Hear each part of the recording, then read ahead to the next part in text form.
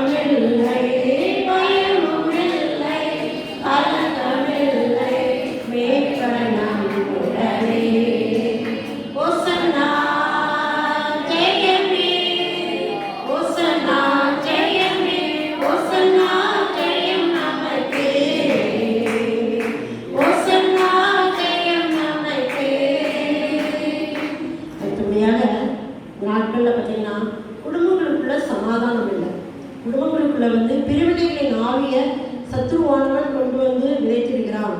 குடும்பங்களுக்குள்ள கணவன் மனைவிக்குள்ள பிரச்சனை, பெற்றவங்க பிள்ளைங்களுக்குள்ள பிரச்சனை, மாமியார் மருமகளுக்குள்ள பிரச்சனை, தகப்பனுக்கும் அப்பாவுக்கும் பிடிக்க மாட்டேங்குது. நிறைய காரியங்கள் இதனால நடந்துட்டு இருக்கு. இது காரணம் என்ன அப்படின்னா, கடைசி காலத்தில் இப்படி தான் இருக்கும், அன்பு தணிஞ்சுவோம் அப்படின்னு ஆண்டவர் சொல்லியிருக்கிறாரு வசனத்தின் மூலமாக.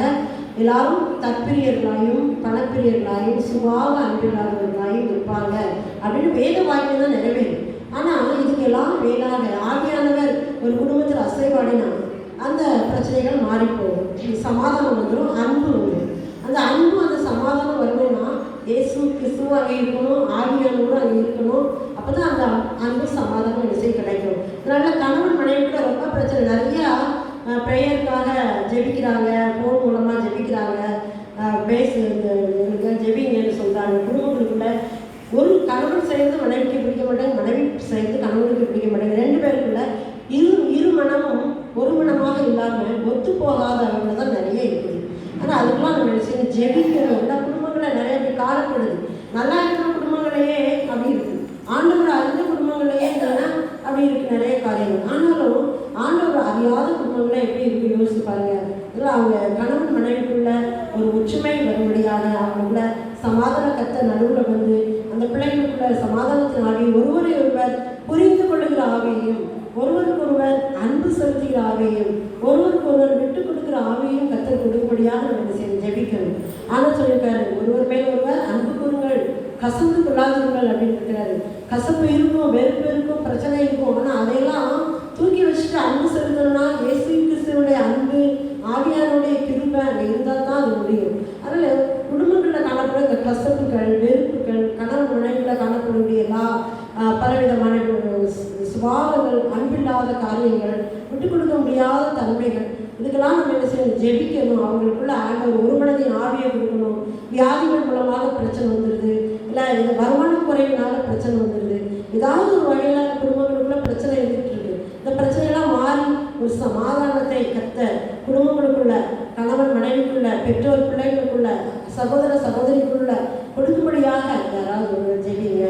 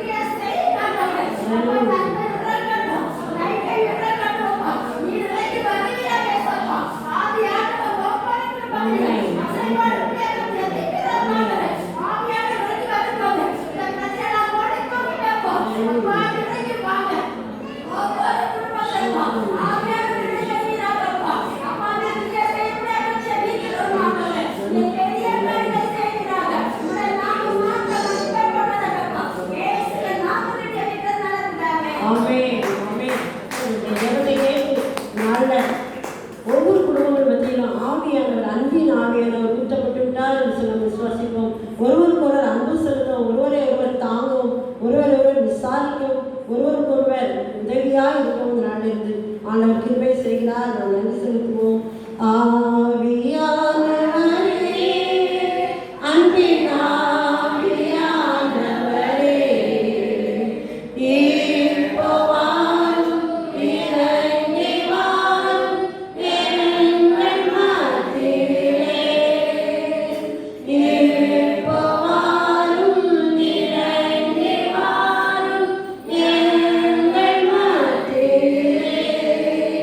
உளையான சேர்த்திருந்து தூக்கி எடுத்தவரே, உளையான சேர்த்திருந்து தூக்கி எடுத்தவரே, பாவம் கழுவி தூய்மையாக்கும் இந்த வேளையிலே. பாவம் கழுவி தூய்மையாக்கும் இந்த வேளையிலே.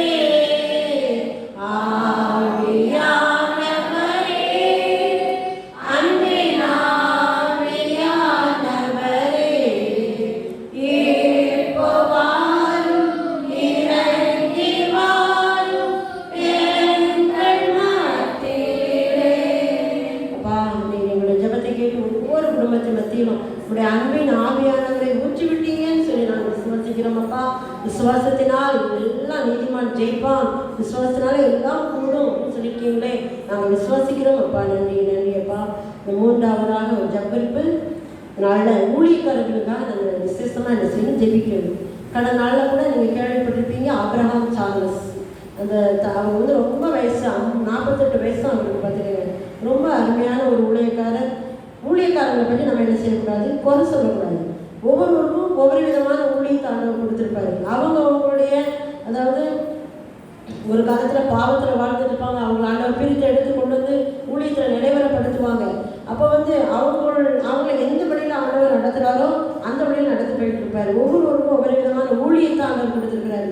ஆண்டவர் இந்த உலகத்தில் இருக்கும்போது சொல்வார், எப்படினாலும் என்னுடைய நாமத்தை என்ன செய்யணும், அவன் அறிவிக்கட்டும், அவன் நமக்கு விரோதியாக இல்லாதவன் நமது பட்சத்தில் இருக்கிறான் அப்படின்னு இருக்காரு. அப்போ ஆண்டோடைய ஊழியத்தை செய்கிற ஒவ்வொரு ஊழியக்காரர்களுக்காக நம்ம என்ன செய்யணும், ஜெபிக்கணும். அவர் தான் நல்லவர், நல்லா ஊழியம் செய்கிறார், இவர் நல்லா ஊழியம் செய்கிறாரு சொல்கிறதுக்கு நமக்கு தகுதி கிடையாது. அதை தீர்க்க வேண்டியது அவர் வந்து பார்க்குவார். கணக்கு வந்து அவர் கையில் இருக்குது. அவர் வந்து யாரை எப்படி நடத்தணும், எப்படி செய்யணும், அவரை வச்சு என்ன காரியம் செய்யணும் அப்படின்னு செய்வார். ஆனால் இந்த நாட்களில் இந்த வாலிப வயதில் அவர் இறந்ததுனால எல்லாருக்கும் ஒரு துக்கம், மற்ற பிரஜாதியார் மத்தியில் அவங்க ஒரு கேள்வி. அதனால் நம்ம ஆண்டவருக்கு தான் என்ன செய்ய ஜெபிக்கணும். ஆண்டவரே, இந்த மாதிரி வாலிப வயது சாவுகள் வராமல் நீங்கள் முதிர் வயதிலும் அவர்கள் கணித்து வந்து புஷ்டியும் பசுமையுமாக இருப்பார்கள்னு சொல்லிட்டீங்களே, அந்த வார்த்தை அந்த ஊழியர்களுக்கு நிறைவேற்றித்தாங்க. பாவம், அவங்களோட மனைவி ரொம்ப சின்ன பிள்ளையாக இருக்காங்க. பிள்ளைங்க ஒரு பையன் பெரிய பையனா 10 படிக்கலாம், 12 படிக்கலாம், காலேஜ் படிக்கலாம் தெரியல, அதோட ஒரு சின்ன பிள்ளை இருக்கிறான், ரொம்ப சின்ன வயசு. அதனால் அவங்க வந்து முழுமையாக நம்ம கணவர் பார்த்துட்டு இருக்காங்க, ஊழியத்தை நம்பிக்கையோடு இருந்திருப்பாங்க. திடீர்னு ஆண்டவர் அவரை அழைத்து கொண்டதுனால அவங்க வந்து அப்படி திணறுவாங்க. இன்னும் அவங்க மீண்டு வர்றதுக்கு நாளாகும். இப்படிப்பட்ட ஒரு சூழ்நிலை ஆண்டவர்கிட்ட நம்ம ஜெபிப்போம். ஆண்டவரே, அப்பா, இந்த மாதிரியான இளவயது சாவுகள் வராமல் நீங்கள் பாதுகாத்துக்கோங்க. ஊழியக்காரர்களுக்கு நீ பலத்தை கொடுங்க, கிருபையை கொடுங்க, ஆசீர்வாதத்தை கொடுங்க. இன்னும் மிஷனரிமார்கள் பல பேர் வந்து பல இடங்களில் ஊழியம் செய்கிறாங்க. எதிர்ப்புகள் மத்தியில் அவங்களுக்காக நம்ம ஜெபிக்கணும். மிஷனரிமார்களுக்கெல்லாம் கடுமையான எதிர்ப்பு. அவங்களாம் வந்து அங்கே எதிர்ப்புகள் மத்தியில் ஊழியம் செய்யும்போது எந்த நேரத்தில் என்ன நடக்குமோ அப்படின்னு தெரியாதவங்களோட அவங்க ஊழியம் பண்ணிட்டு இருக்காங்க. எப்படியாவது ஆண்டவருடைய நாமத்தை அறிவிக்கணும் அந்த வாஞ்சியோட அவங்க பிள்ளைங்களெல்லாம் கொண்டு போய் டோலாவில் சந்தோஷ் வித்தியாலயாவில் சின்ன பிள்ளைங்களை கொண்டு போய் விட்டுட்டு என்ன செய்தாங்க, போயிடுறாங்க. கடந்த முறைகள ஒரு சகோதரியை பார்க்கும்போது அவங்க சொன்னாங்க, 1வது வகுப்பு தான் சேர போகிறோம், அவங்க ஸ்கூலுக்கு போகிற பருவம் வந்துருக்கு, இவனை கொண்டு போய் நான் டோலாவில் விட்டுட்டு போகணும் அப்படின்னு சொன்னாங்க. யோசித்து பாருங்க, நம்மளும் ஒரு தாய் தான். இந்த தாயோடைய உள்ள எப்படி இருக்கும், அந்த பிள்ளைகளை விட்டுட்டு அவங்க பிரிஞ்சு ஊழியத்துக்காக போகிறாங்க. அந்த சின்ன பிள்ளை தனிமையாக என்ன செய்கிறாங்க, இருந்து படிச்சுட்டு இருக்காங்க. எவ்வளவுதான் மற்றவங்க கவனிச்சாலும் தாயினுடைய அன்பு, தற்பனுடைய அன்பு அங்கே கிடைக்கிறது இல்லை. அதனால் இதுக்கெல்லாம் நம்ம ஜெபிக்கணும். நம்ம வந்து என்ன செய்யறோம்னா, எல்லா சூழ்நிலையும் நம்ம எல்லாரும் சுற்றி இருக்கிறோம், நல்லா சந்தோஷமாக இருக்கிறோம், நல்லா சாப்பிட்டுட்டு சந்தோஷமாக நிம்மதியாக இருக்கிறோம். ஆனால் ஒவ்வொரு ஊழியக்காரங்களும் ஒவ்வொரு மிஷனரிஸும் படுகிற பாடுகள் நமக்கு தெரியாது. நம்ம யோசிச்சு பார்க்கணுங்க, எவ்வளோ கஷ்டப்படுறாங்க. எதுக்காக? எல்லாமே ஆண்டவருக்காக தான். எப்படியாவது நான் இயேசுக்காக வாழணும் அப்படின்ட்டு. கடந்த முறை ஒரு வாட்ஸ்அப்பில் ஒரு படம் ராக்லேண்ட் சிவகாசி பகுதியில் ஊழியர் செய்தவர் ராக்லேண்டை பற்றி ஒரு படம் வந்துச்சு. அவர் சைக்கிள் வச்சுருக்காரு. அந்த சைக்கிள்லேயே அவருக்கு தேவையான எல்லா ஜாமானும் அங்கே தொங்கிட்டு இருக்கு, தொப்பி தொங்கிட்டு இருக்கு. கடைசி காலத்தில் அவர் அந்த தொப்பியில் தான் கூழ் வாங்கி குடித்தாரு சொல்லுவாங்க. அந்த அளவுக்கு அவங்க வெளிநாட்டில் எவ்வளோ சொகுசாக இருந்திருப்பாங்க. அங்கே உள்ள குளிர், ஆனால் இங்கே வெயில், அதெல்லாம் தாங்கக்கூடிய அளவுக்கு அவங்க எல்லா விஷயத்தையும் சகிச்சுட்டு இங்கே ஆண்டவருக்காக என்ன செய்கிறாங்க. சரி, நம்மளால் நம்ம குடும்பத்தில் ஒரு காரியத்தை சகிக்க முடியல, ஒரு பிரச்சனை என்ன செய்யணும், நமக்கு ஒன்றும் இல்லைன்னா நம்மளால் நமக்கு சகிக்க முடிய மாட்டேங்குது, அதை நம்ம பொறுத்து போக முடிய மாட்டேங்குது. ஆனால் அவங்க எத்தனை பிரச்சனைகளை சந்திச்சு ஆண்டவருக்காக விசுவாசத்தோடு உறுதியாக நின்று எப்படியாவது இந்த தேவனுடைய நாமம் அறிவிக்கப்பட வேண்டும் சில வாஞ்சியோடு வந்திருக்காங்க. அது மாதிரி நிறைய ஊழியக்காரங்க, வில்லியம் கேரி இவங்களாம் வில்லியம் கேரிலாம் பார்த்தீங்கன்னா தன்னுடைய மனைவி, தன்னுடைய பிள்ளை எல்லாத்தையும் இழக்க கொடுத்தாரு இந்த இந்தியாவில் கொண்டு. அவங்களுக்கு இந்த இந்தியா பிடிக்கல. அவங்களுடைய மனைவி இறந்துட்டா மகன் இறந்துப்பான், மனைவி இறந்துருவாங்க, எல்லாத்தையும் இழந்துட்டு அப்படி இருந்து கூட பைபிள் அவர் என்ன செய்தார், தமிழில் எல்லா மொழிகளையும் எழுதி பிரிண்ட் பண்ணி கொடுத்தாரு. ஒரு பிரிண்ட் அச்சகத்தை கொண்டு நிறுவி செஞ்சார். எப்படியாவது ஆண்டவருக்காக உழைக்கணும். எத்தனை நாள் சரி, மரணம் எல்லாருக்கும் உண்டு, இன்னைக்கு உண்டு, இல்லை நாளைக்கு உண்டு, இல்லை நாளைக்கு வச்சு உண்டு, இல்லை எப்படியாவது உண்டு. அதனால அதை குறித்து நம்ம கலங்கிக்கிட்டே இருக்கக்கூடாதுன்னு சொல்லி ஆண்டவருக்காக வைராக்கியமாக நின்றார். இந்த மாதிரி நிறைய மிஷினரிகள், ஊழியக்காரங்க, அதனால ஆண்டவருடைய பாதுகாப்பு அவங்களுக்கு கிடைக்கணும். அவங்க எங்கே சென்றாலும் அவருடைய கிருபை அவங்க சூழ்ந்து கொள்ளணும். எத்தனையோ கஷ்டங்கள், எதிர்ப்புகள், பிஜேபி, ஆர்எஸ்எஸ் சகோதரர்களால் வரக்கூடிய துன்பங்கள் எல்லாவற்றிலிருந்து ஆண்டவர் அவங்களை பாதுகாத்து அவருடைய வார்த்தையை தைரியமாக சொல்றதுக்கு ஆண்டவர் நல்ல பலனையும் விசுவாசத்தையும் கிருபையும் கொடுக்கணும். அதுக்காக ஜெபிங்க. இவருடைய அக்கினிமேல் ஜபத்துக்காக கொடுக்கைக்காக ஜெபிச்சுக்குங்க. ஆண்டவர் அக்கினிமேல் ஊழியத்தை எங்களுடைய கையில் தந்து 36 வருஷம் ஆகுது. ஆண்டவர் அதிசயமாக நடத்திட்டு இருக்காரு. இன்னும் அநேக திரளான ஆத்மாக்கள் வரணும் அப்படின்னு நாங்கள் ஜெபிச்சுட்டு இருக்கோம். நீங்களும் அதுக்காக ஜெபிச்சுக்கோங்க. ஆண்டவர் பெரிய காரியங்களை செய்ய வந்திருக்கிற யாவரும் ஆசீர்வாதம் பெற்றுக்கொள்ளணும். இந்த காரியங்களை மனதில் வச்சு யாராவது ஒருத்தர் ஜெபிங்க.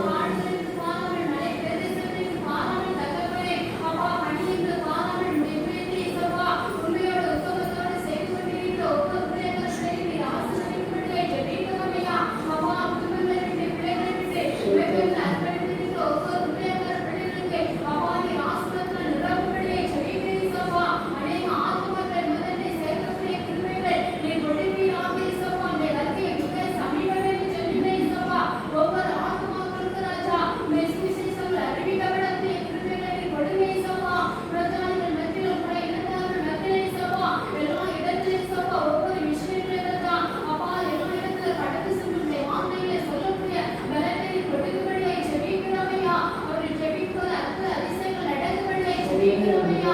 அப்பா உன்னத பலன் இறங்கி வரும்படியாய் ஜெபிக்கிறேன் சப்பா. ஆவியானவரே பலப்படுத்துங்க சப்பா. தைரியப்படுத்தி உற்சாகப்படுத்தும்படியாய் ஜெபிக்கிறேன் சப்பா. அவருக்கு விரோதமாக உருவாக்கப்படுகிற எந்த ஒரு ஆயுதங்களும் இயேசுவின் நாமத்தினாலே வாழாதே போகும்படியாய் ஜெபிக்கிறோமையா.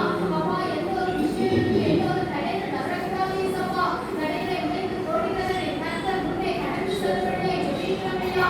அப்பா வடமாநிலத்திலே ராஜா அப்பா ஒவ்வொரு விஷயங்கள் கடந்து செல்வது அதிகாரிகள் நிமித்தமாக எந்த ஒரு பிரச்சனைகள் வராதபடி சப்பா திறந்த வாசலை நீர் ஏற்படுத்தி கொடுக்கும்படியாய் ஜெபிக்கிறோமையா. ஆவியானவரை நீர் பலப்படுத்தும்படியாய் ஜெபிக்கிறேன் சப்பா. அவர் மூலமாக அநேக ஊழியர்கள் எழுப்பி பிரகாசிக்கக்கூடிய கிருபைகளை நீர் கொடுக்கும்படியாய் ஜெபிக்கிறேன் சப்பா. எத்தனை ஜனங்களை சப்பா உம்முடைய ஒளியிலே தகப்பனே எல்லாருடைய நீரில் வாழ்ந்து கொண்டிருக்கிறாங்க ராஜா. அப்பா இன்று இருக்கிற ஜனங்கள் பெரிய வெளிச்சத்தை கண்டார்கள் என்று சொன்னது போல ஒவ்வொரு வெளிச்சத்தை வெளிச்சத்தின் பிரகாசிக்கக்கூடிய கிருபைகளை தேவனை கட்டளைப்படியாய் ஜெபிக்கிறேன் சப்பா. நிச்சயத்தை அற்புதங்களுக்கு பயன்படுத்தும்படியாய் ஜெபிக்கிறேன் சப்பா. அப்பா சோதனைகள் ராஜா அநேக பிள்ளைகளுக்கு ஆசீர்வாதமாக இருக்கக்கூடிய கிருபைகளை நீர் கொடுப்பீர் சப்பா. ஒரு கூட்ட ஜனங்கள் ஆத்மாக்களை ஆதாயப்படுத்தக்கூடிய கிருபைகளை நீர் கொடுப்பீராக சப்பா. ஆவியானவரே ஒரு சோதனைகள் ராஜா. அப்பா ஒவ்வொரு விஷயங்கள் குடும்பங்களை நீர் பாதுகாத்துக்கொள்ளுங்க. வேலை அடைக்கும்படியாய் ஜெபிக்கிறோமையா. ஒவ்வொருவரின் இரத்தத்தின் மகிமைகள் அப்பா மறைத்துக் கொள்ளும்படியாய் ஜெபிக்கிறேன் சப்பா. அப்பா ஒவ்வொருவரை நீர் ஆசீர்வதிப்பீராக ராஜா. ஒவ்வொரு ஊழியர்களை நீர் ஆசீர்வதித்து கொள்ளப்படும்படியாய் ஜெபிக்கிறேன் சப்பா. அப்பா இந்த நாளில் தகப்பனே அக்கினிமத்தில் ஊழியர்களுக்காக இந்த சமூகத்திலே வருகிறேன் சப்பா. அப்பா அவர்களை இன்னும் பலப்படுத்துகிறேன் சப்பா. விளைவிடத்தின் ஆவியால் நிரப்பும்படியாய் ஜெபிக்கிறேன் சப்பா. எந்த ஒரு சத்துவ தகப்பனே பிள்ளைகளை தொடாதபடி குடும்பத்தை தொடாதபடி நீர் வேலை அடைக்கும்படியாய் ஜெபிக்கிறேன் சப்பா. அப்பா நீர் நினைத்திருக்கிற எல்லா திட்டங்களை நிறைவேற்றி கொடுப்பீராக.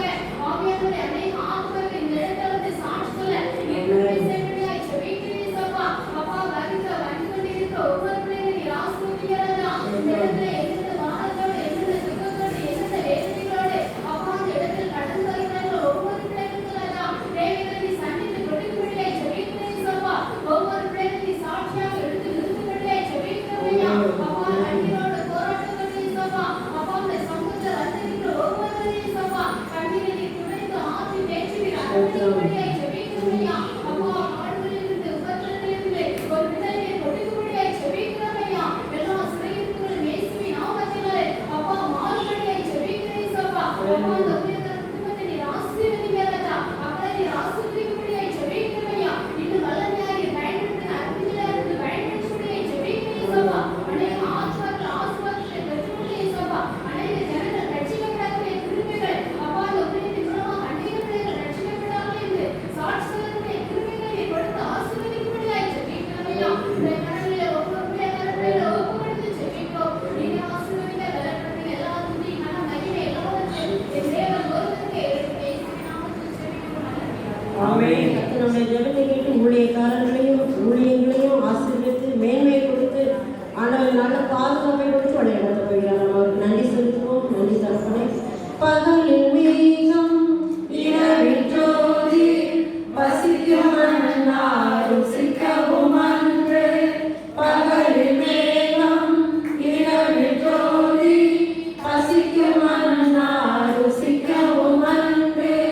நாளை என்னை தேடிய தயவல்லவோ பாடுவேன் வாழ்வெல்லாம் இன்பம் அன்புள்ள இயேசையா. உம் பிள்ளை நானையா அன்புள்ள இயேசையா. உம் பிள்ளை நானையா. ஆனந்த ஒளி பிறக்கும் வாழ்வெல்லாம் வழி திறக்கும். ஆனந்த ஒளி பிறக்கும் வாழ்வெல்லாம் வழி திறக்கும். செய்யா உம் பிள்ளை நானையா. கர்த்தர் இந்த நேரத்தில் நம்முடைய 3 ஜெபக்குறிப்புகளுக்கும் பதில் தந்து விட்டார் என்று சொல்ல விசுவாசிப்போம். இன்னும் நிறைய ஜெபக்குறிப்புகள் உண்டு.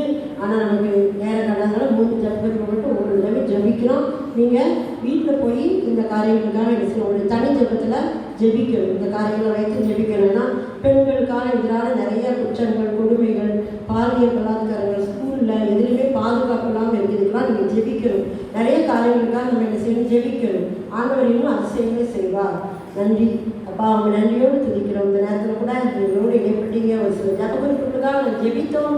நீர் எங்களுக்கு நிறைய பதில் கொடுத்துட்டீங்க அப்படின்னு சொல்லி நாங்கள் விசுவாசிக்கிறோம். நீ கேட்கும் போதே நான் பதில் கொடுத்து விட்டேன் என்று சொல்லி தானே என்று சொன்னீங்களே, அது போல எங்களுக்கும் ஆண்டவரே நாங்கள் கேட்கும் போதே நீங்கள் பதில் கொடுத்துட்டீங்கன்னு சொல்லி விசுவாசிக்கிறோம். இந்த நாளில் ஆண்டவரே குடும்பங்களுக்குள்ள இருக்க பிரச்சனைகள், சமாதான குறைவுகள் மாறி ஒவ்வொரு குடும்பத்துக்கும் சமாதானமும் ஒற்றுமையும் கணவன் மனைவிக்குள்ள ஒரு மனதின் ஆவியை கொடுத்து நீங்கள் ஆசீர்வதிக்க போறீங்க. நாங்கள் விசுவாசிக்கிறோம். எல்லா காரியங்களும் நேர்த்தியாக நடத்த போறீங்க. +2 10th எக்ஸாம் எழுதுகிற பிள்ளைகளுக்கு, மற்ற எக்ஸாம் எழுதுகிற பிள்ளைகளுக்கும் நல்ல ரிசல்ட்டுகளை கொடுத்து பிள்ளைகள் எதிர்காலங்களை ஆசீர்வதிக்க போறீங்க. நாங்கள் விசுவாசிக்கிறோம். ஊழியக்காரர்கள் குடும்பங்களுக்கும் ஊழியர்களுக்கும் பாதுகாப்பு கொடுத்து இந்த நாள் நம்முடைய கிருபையினால் தாங்குவேன், எங்குவேன், சுமப்பேன், தப்புவிப்பேன் என்று சில வார்த்தைகளை வழிநடத்த போறீங்க. நாங்கள் நன்றியோடு துதிக்கிறோம். இந்த நேரத்தை நீங்கள் பொறுப்படுத்திக் கொள்ள முடியாது. நன்றி. எல்லா துதிக்க நம்ம எதுவுமே செலுத்திக்கிறோம். ஜெபிக்கிறோம், தரப்போம். ஆமென். ஒரு 5 நிமிஷம் மட்டும் நம்ம எழுந்திரிச்சு ஆண்டவருக்கு ஒரு சின்ன ஆராதனை சேர்த்து நம்ம உட்காந்துக்கலாம். ஆண்டவருடைய பாதத்தில் ஜெபிக்கும் போது ஆண்டவர் நம்முடைய வாழ்க்கையை இன்னைக்கு குணமாக்குகிற தேவனாய் இருக்கிறார். ஹல்லேலூயா. நாளில் வந்திருக்கிற ஒவ்வொருவரும் ஒவ்வொரு பாரத்தோடு இருக்கிறீங்க, ஒவ்வொரு வேதனையோடு இருக்கீங்க, ஒவ்வொரு கலக்கத்தோடு இருக்கீங்க.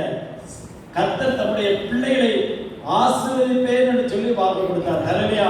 இந்த இடத்துல ஒரு கிணறு இருந்தது. அந்த கிணத்துல உட்கார்ந்து நான் அழுது ஜெபம் பண்ணிக்கிட்டு இருந்தேன். எனக்கு இந்த இடம் வெறும் மழையா கிடந்தது. ஒரு 10 தென்னை மரம் இருந்தது. ஒரு சின்ன ஒரு காத்தாடி மரம் மாதிரி இருந்தது. கிணத்துல நான் உட்கார்ந்து அழுது ஜெபம் பண்ணேன். ஆண்டவரே, கிளப்பாவில் ஆயிரக்கணக்கான மக்கள் இருக்காங்கப்பா, ஆனா எல்லாருமே ஆண்டவரே ஒரு ஜாதி மக்களா இருக்காங்கப்பா, உண்மை அறிகிறேன், நீர் அதுக்கு கிருபை செய்வேன்னு சொல்லி நான் அழுது ஜெபம் பண்ணிட்டு இருந்தேன். அப்படி ஜெபம் பண்ணும்போது ஆண்டவர் திடீர்னு எந்திரி அப்படின்னாரு. எந்திரிச்சேன். இந்த இடத்துல ஒரு காத்தாடி மங்களா இருந்தது. அந்த உடனே அதை ஒரு 3 சுத்தி வா அப்படின்னாரு. 3 சுத்தினேன். மேலே ஏறினாரு.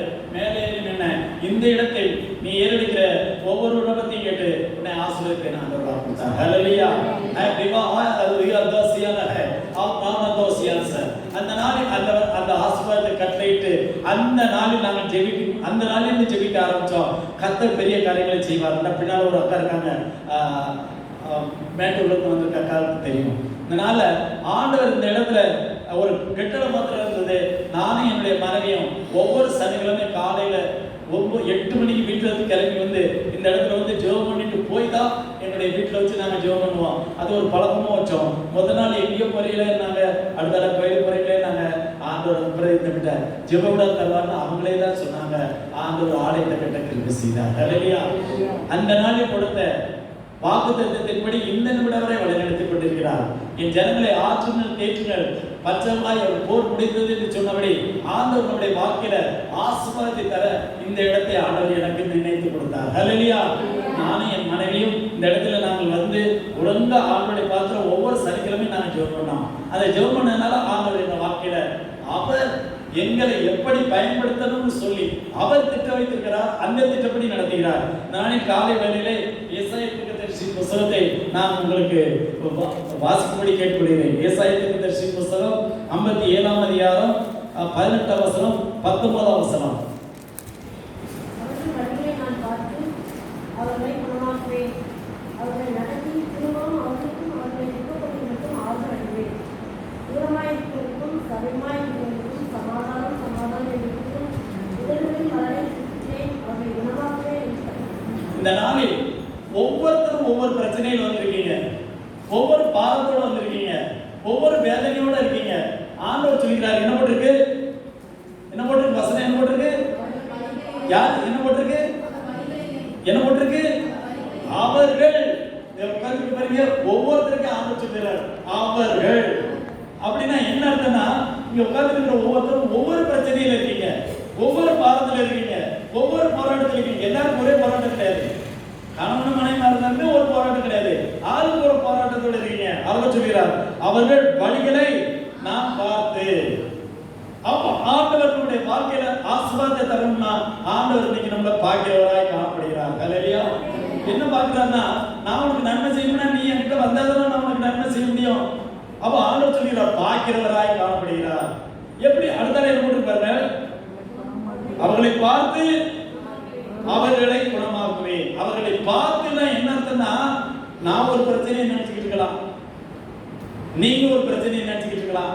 ஆண்டவர் ஒரு ஆசீர்வாதத்தை கொடுக்கணும்னு நினைக்கிறார். அப்ப நம்ம ஆண்டோடைய சித்தத்துக்கு படைச்சாதான் நம்முடைய காரியங்கள் பரிபூர்ணமா நடக்க முடியும். நம்ம நினைச்சிட்டு இருக்க காரியத்தை பார்த்தா குறையதான் இருக்கும். ஆனா ஆண்டவர் நம்மளை நிறைவா நடத்தணும்னு நினைச்சிருக்காரு. அப்ப ஆண்டவர் இந்த நாள் சொல்கிறார், அவர்களை குணமாக்குவேன்னு.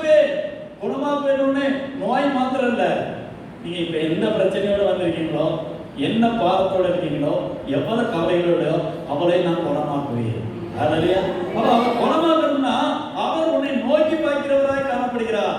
உன் வாழ்க்கையில் ஒரு திருப்புமுனை உண்டாக்க வேண்டும் என்று அவர்கள் ஏன் சொல்லிட்டா தெரியுமா? அவன் சொல்லிட்டா நான் என்னதானே பிடிக்காது சொல்றாரு. அவர் என்ன இப்ப எல்லாரும் உட்கார்ந்து ஒவ்வொருத்தரும் ஒவ்வொரு பிரச்சனையில உட்கார்ந்துட்டு இருக்கீங்க, எல்லாத்தையும் நான் மாத்தி தருவேங்கிறாரு. அடுத்தால என்ன போட்டிருக்கு? அவர்களை நடத்தி. அப்போ நீங்க அவருக்கு ஒப்படைச்சாதானே உங்களை நடத்துவாரு. அல்லேலூயா. நீங்க அவருக்கு ஒப்படைக்க மாட்டாரு, அவர் என்ன தெரியாம இருக்காரு, அவர் பார்த்துக்குவாரு அப்படின்னா ஒண்ணு செய்ய முடியாது. அவர் உங்களை கவனிக்க வேண்டும், அவர் உங்களை ஆசீர்வதிக்கணும்னா நீங்க அவரை நடத்தி செல்ல அவருடைய கரத்திலே உங்களை ஒப்பு கொடுக்க வேண்டும். இந்த நாளில் நான் காலையில ஜெபிச்சுக்கிட்டு இருக்கும்போது பாருங்க, யோவான் எழுதின சுவிசேஷம் 4ஆம் அதிகாரத்துல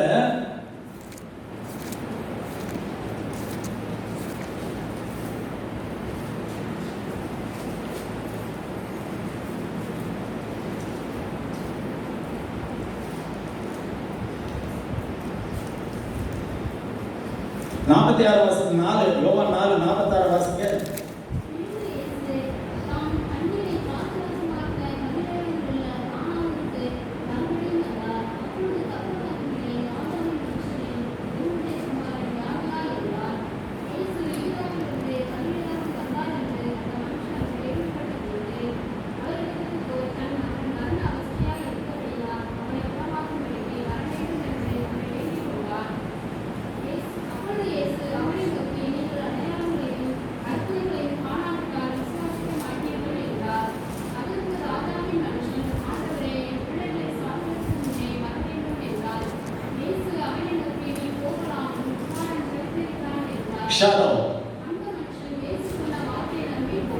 ஹல்லேலூயா.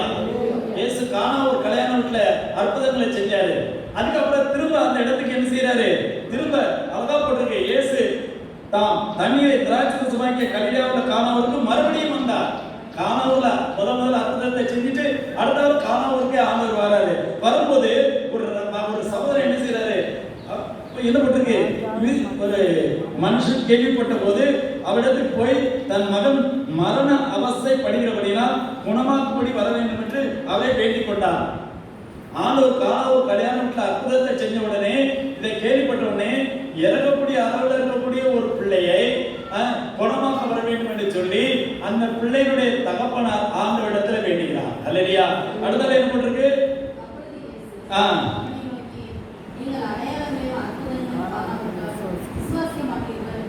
ஆண்டவர் சொல்றார், அந்த கானாவு கல்யாணம்ல அந்த திராட்சரசத்தை ஆண்டவர் தண்ணீர் திராட்சரசம் மாத்துறத போல இந்த பிள்ளைக்கு இந்த குணத்தை கொடுக்கலன்னா நீங்க விசுவாசிக்க மாட்டீங்க அப்படின்னு இயேசுவா சொல்லிட்டு அடுத்தால என்ன சொல்கிறாரு? அதற்கு ராஜாவின் மனுஷன், ஆண்டவரே என் பிள்ளை சாகிறதுக்கு முன்னே வர வேண்டும்.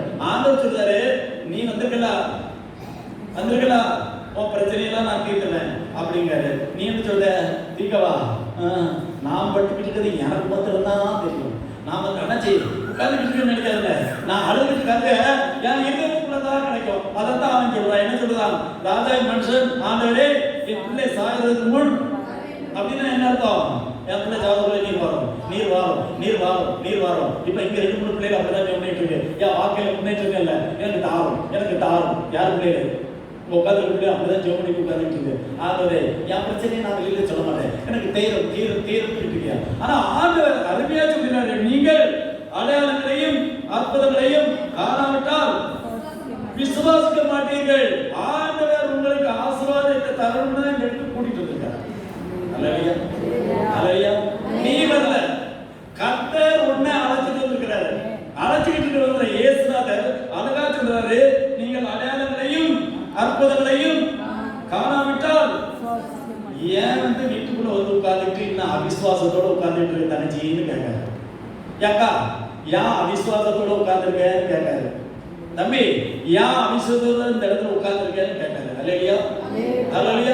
நீ வீட்டை விட்டு பெறப்படும் போதே உனக்கு நான் ஆசீர்வாதம் கொடுக்கணும்னு சொல்லி ஆண்டவர் ஒரு திட்டத்தை வச்சிருக்கிறாரு. அப்ப நீங்க பாப்பமே என்னது என்னது? பாப்பமே பாப்பமே பாப்பமேங்க. ஆனா ஆண்டவர் அப்படி இல்லை.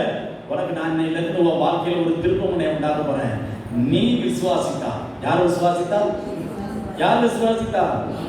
பக்கத்துல இருக்கக்கூடியவ இல்ல, வந்திருக்க தங்கச்சி, நீ விசுவாசித்தால் ஆண்டவர் அந்த வசனத்துல என்ன சொல்லி பாருங்க, அடுத்த என்ன போட்டு பாருங்க.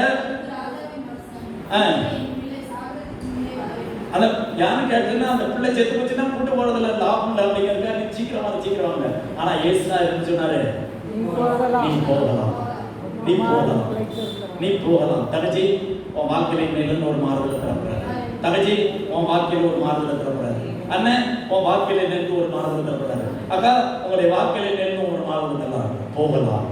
दिखाओ बाता सिया है जो रमा नाम तो सियान से अब ஆண்டவருடைய வாழ்க்கையில ஒரு ஆசீர்வாதத்தை தாருனா பாருங்க. வைகாட்ட காட்டி இந்த வைகாட்ட நீ வெச்சுக்கோ அப்படின்னு சொன்னா பெரியவங்க சொல்லுவாங்க, தாத்தா அப்பா அம்மா ரெண்டு சொல்லுவாங்க, டேய் இந்த வைகாட்ட நீ பாத்துக்கடா, இல்லன்னா இந்த தொழிலை பாத்துக்கடா, இல்லன்னா இந்த பீடி கணக்கை நீ பாத்துக்கோ, இல்லன்னா இதை பாத்துக்கோன்னு சொன்னா நம்ம போய் பார்க்க முடியுமா? அது பக்குவம் கொடுத்துருமா இல்லையா? அல்லையா? அப்ப நம்ம ஆண்டவருடைய பாதத்துல வந்திருக்கிற நேரத்துல நம்மளை போகலாம்னு ஆண்டவர் சொன்னான்னா, ஆண்டவரே நான் எந்த ஆசீர்வாதத்தை பெறுவதற்கு என்ன தடையெல்லாம் இருக்கோ அந்த தடையெல்லாம் என்னை விட்டு எடுத்து போடுன்னு சொல்லி நீ ஆண்டவருடைய பாதத்துல ஒப்பு கொடுக்கும் போதுதான் உன்னை ஆசீர்வதிக்க முடியும். அல்லையா? அழகா போட்டிருக்கு என்ன போட்டிருக்கு? இயேசுவை நோக்கி நீ போகலாம், குமாரன் பிழைத்திருக்கிறார் என்றால் அந்த மனுஷன் இயேசு சொன்ன வார்த்தை. அப்ப இந்த இடத்துல ஆண்டவர் பாருங்க, இந்த நாள்ல 18 ஏசாயா 57 அதிகாரம் 18 வசனத்துல முதல்ல என்ன போட்டிருக்கு? அவர்கள் வழிகளை பார்த்து. அப்ப ஒவ்வொருத்தரும் ஒவ்வொரு வழியில நீங்க கோபப்படுத்தலாம், பெருத்து பேசுக்கலாம், நிம்மதியில்லாத வார்த்தை பேசிக்கலாம், ஆண்டவர் ஆசீர்வாதத்தை தரணும். உங்க கோபத்தை விட மாட்டேலாம், வெறுப்பு விட மாட்டேலாம், நிம்மதியில்லாத வார்த்தையை சொல்ல விட மாட்டேலாம், ஆண்டவர் என்ன கொடுக்கணுமா? இப்படிதான் நீங்க சொல்லிட்டு இருக்கீங்க. அதுக்கு உங்க வழியை பார்த்து மகளை இன்னைக்கு இருந்து உன்னை ஆசீர்வதிக்கணும்னு நினைக்கிறேன், உன் வாழ்க்கையில மேன்மை கொடுக்குறேன். இந்த நாள்ல ஒரு அரிசியை தச்சுறேன். ஈசா கையான்னு ஒரு ஐயா அடைக்கிறப்பட்டதுல வந்தாங்க. நான் 35 வருஷத்துக்கு முன்னால் நடந்த சம்பவம். அந்த ஐயா வீட்டை அறிமுகப்படுத்துறதே அருமையான சம்பவம் தான். அந்த வீட்டுக்கு நாங்க ஜோம் பண்ண போவோம். அப்போ அவர் என்ன சொன்னாரு, ஐயா கையில காசு இல்லை, வயக்காட்டுல தண்ணி இல்லை, ஆனா வருமானத்துக்கு வழி இல்லை, ஆனா கொஞ்சம் போல தண்ணி கிடக்க கிடக்குறேன், ஆனா வருமானத்துக்கு வழி இல்லை, நான் என்ன செய்தேன்னு எனக்கு தெரியலையே அப்படின்னு சொன்னாங்க. அப்போ நான் சொன்னேன், ஐயா இப்போ தோட்டத்துல என்ன போட்டா மாசம் கிடைக்கும் அப்படின்னு. அப்ப அந்த ஐயா சொன்னாங்க, மாசம் போடக்கூடிய அளவுல தண்ணி இல்லை, கொஞ்சம் போல தண்ணி கிடைக்கும். ஐயா சின்ன தொழில் சின்னதுல ஏதாவது போடலாமா அப்படின்னு கேட்டேன். அப்போ அவர் சொன்னாங்க, கொத்தமல்லி போட்டா இப்போ ஒரு மாசம் கிடைக்கும் அப்படின்னு சொன்னாங்க. அப்ப நான் சொன்னேன், ஐயா கொஞ்சம் கொத்தமல்லி வாங்கிட்டு வாங்க, நம்ம ஜோம் பண்ணுவோம், ஆண்டவர் நிச்சயமா என்ன செய்வாரு, அதை ஆசீர்வதிப்பாரு சொல்லி நாங்க 2 பேரும் அந்த கொத்தமல்லியை சிமிலர் கடையில் வாங்கிட்டு வந்து நாங்க 2 பேரும் ஜோம் பண்ணிட்டு, ஐயா இதை நீங்க விதைங்க, ஆண்டவர் உங்களுக்கு ஆசீர்வாதத்தை தருவாரு, 100 மடங்கு ஆசீர்வாதத்தை தருவாரு. ஈசாக்கு பஞ்ச காலத்துல விதவிதத்தா 100 மடங்கு ஆசீர்வாதத்தை தருவான்னு சொன்னாரு. அந்த மாதிரி நீங்க போய் ஜெபத்தோட இந்த பாத்தியை பார்த்து, அடரே நீங்க பாத்தி போடும்போது கொத்தும் போதும் ஜெபம் பண்ணிக்கிட்டே கொத்துங்க, தண்ணி ஊத்தும் போது சோத்திரம் சொல்லிக்கிட்டே ஜெபம் பண்ணுங்க. இப்ப நம்ம கடலுக்கு தண்ணி கம்மியா இருக்கு, இந்த நட்ட உடனே ஆண்டவர் தண்ணியை தரணும். அல்லையா?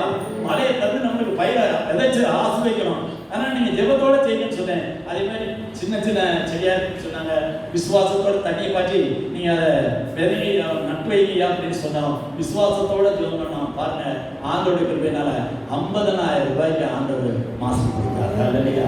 எதுக்காக நான் இதை சொல்கிறேன் என்று சொன்னா, அந்த கஷ்டப்பட்ட நேரத்துல பாரத்தோட இருக்கக்கூடிய நேரத்துல அவங்க சொன்னாங்க, ஐயா எல்லா வயக்காட்டிலையும் கொத்தமல்லி இருக்கு, ஆனா என் கொத்தமல்லி மட்டும் தனியா இருக்கு.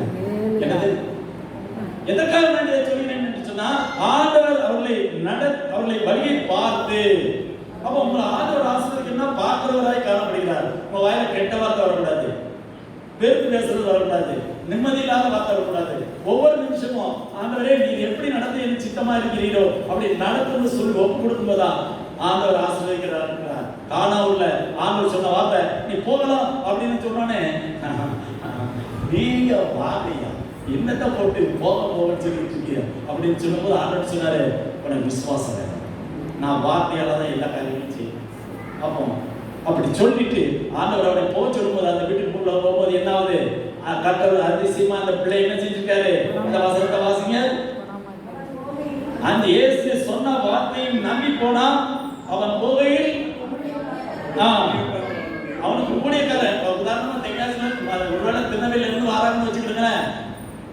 ஆலங்குளத்துக்கிட்ட வந்தோடனே இவனும் சந்திக்கிறாரு, அவனும் சந்திக்கிறாங்க. ஆலங்குளத்துல இருந்து வந்தவன் சொல்றான், நாங்க தீர்த்து ஏசப்பாட்ட கேட்டோம், பிள்ளை சோமாயிட்டுனாங்க. அவர் சொன்னாரு, என்ன நேரத்துல ஏசப்பா சோமன்னு சொன்னாரோ அந்த நேரத்துல எனக்கு குணமாயிட்டு. அல்லேலூயா. ரெண்டு பேரும் எந்த இடத்துல சந்திக்காங்க? நடுவழியில். ஹalleluya.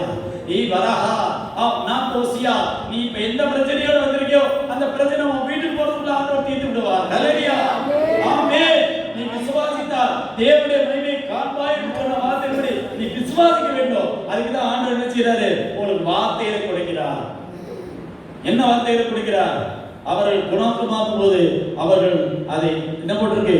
அவர்களை நடத்தி திரும்ப அவர்களுக்கு அவர்கள் துக்கப்படுகிறதுக்கு அப்ப இங்க உட்கார்ந்து ஒவ்வொருத்தருக்கும் ஒவ்வொரு துக்கப்பட்டுக்கிட்டு இருக்கீங்க, ஒவ்வொரு வேதனைப்பட்டுக்கிட்டு இருக்கீங்க, ஒவ்வொரு பாவப்பட்டுக்கிட்டு இருக்கீங்க. எல்லா துக்கத்தையும் ஆண்டவர் மாத்திரே இருக்கிறார். அல்லேலூயா. உங்கள் துக்கம் சந்தோஷமாய் மாறும், உங்கள் கவலைகள் கண்ணீர் எல்லாம் மறைந்து விடும். உங்கள் துக்கம் சந்தோஷமாய் மாறும்,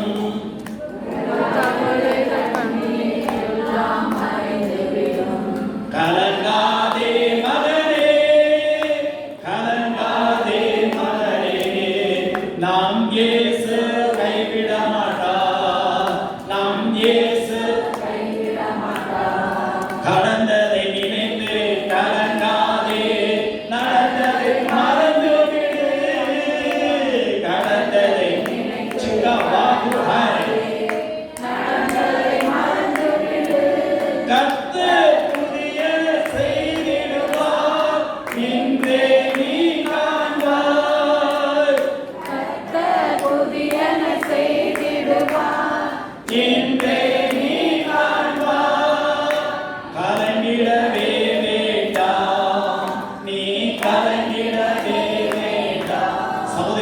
வாழ்க்கையில் ஆண்டவர் ஆசீர்வாதத்தை தர, கிருபையை தர, அவர் தம்முடைய தேவன் தம்முடைய குமாரனாகிய இயேசு கிறிஸ்துவை இந்த உலகத்தில் அனுப்பி அவர் மூலமா மீட்கப்பட்ட பிள்ளைகளாய் ஆண்டு உதாரணங்கள் மூலமா தான் ஆண்டவர் ஆசீர்வாதத்தை வச்சிருக்கிறார். அல்லேலூயா. எந்த ஒரு உதாரணம் இருந்தாருன்னா நேரே சொன்னா எல்லாரும் அதை கைப்பிடிச்சிட்டு பிறகு ஆண்டவர் விட்டுருவாங்க தான் ஆண்டவர் உங்களுக்கு உதாரணம் மூலமா கொடுக்குறாரு. இந்த உதாரணத்தின்படி நீ நடக்கும் போது உன்னுடைய வாழ்க்கையில நான் ஆசீர்வாதத்தை தருவேன் நினைச்சிருக்கிறார். பாருங்க, எலியா தீர்க்கதரிசி காலத்துல நடந்த ஒரு சம்பவத்தை பார்ப்போம். 2 ராஜாக்கள் 7ஆம் அதிகாரத்துல 2 ராஜாக்கள் 17ஆம் அதிகாரத்துல எலியா தீர்க்கதரிசி ஆண்டவர் சாரிபாத்துங்கிற ஊருக்கு போ, அங்க ஒரு ஏழைய ஒரு விதவையை நான் ஏற்பாடு பண்ணிருக்கேன், நீ போனோடனே அவருக்கு அவ உனக்கு எல்லா காரியங்களையும் செய்வான்னு யாருக்கு சொல்றாரு? யாரு சொல்றாரு? எலியா தீர்க்கதரிசி சொல்றாரு. கர்த்தர் நீ போ, உனக்கு அங்க என்னது? 1 ராஜாக்கள் 17ஆம் அதிகாரத்துல 8ஆம் வசனத்தை வாசிங்க.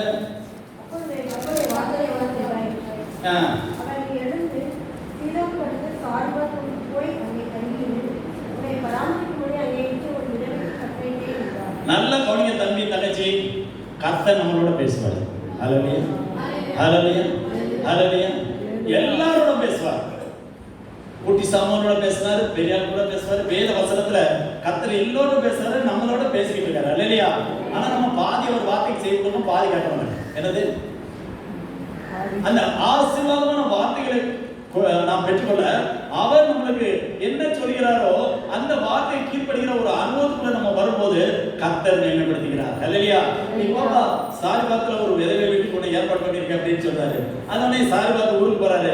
போன உடனே அதே மாதிரி சாரிபாத் வீட்டுக்கு எழுந்து போகும்போது ஆண்டவர் சொல்றாரு, அந்த விதவை இருக்கா பாரு, அவதான் நம்ம ஆளு. யாராலு? யாராலு? நம்ம ஆளு. நீ போய் அவர்கிட்ட தான் சாப்பிடணும் அப்படின்னு சொன்னேன். அழகா போட்டுருக்கு பாருங்க. என்ன போட்டிருக்கு? 10ஆம் வசனம்.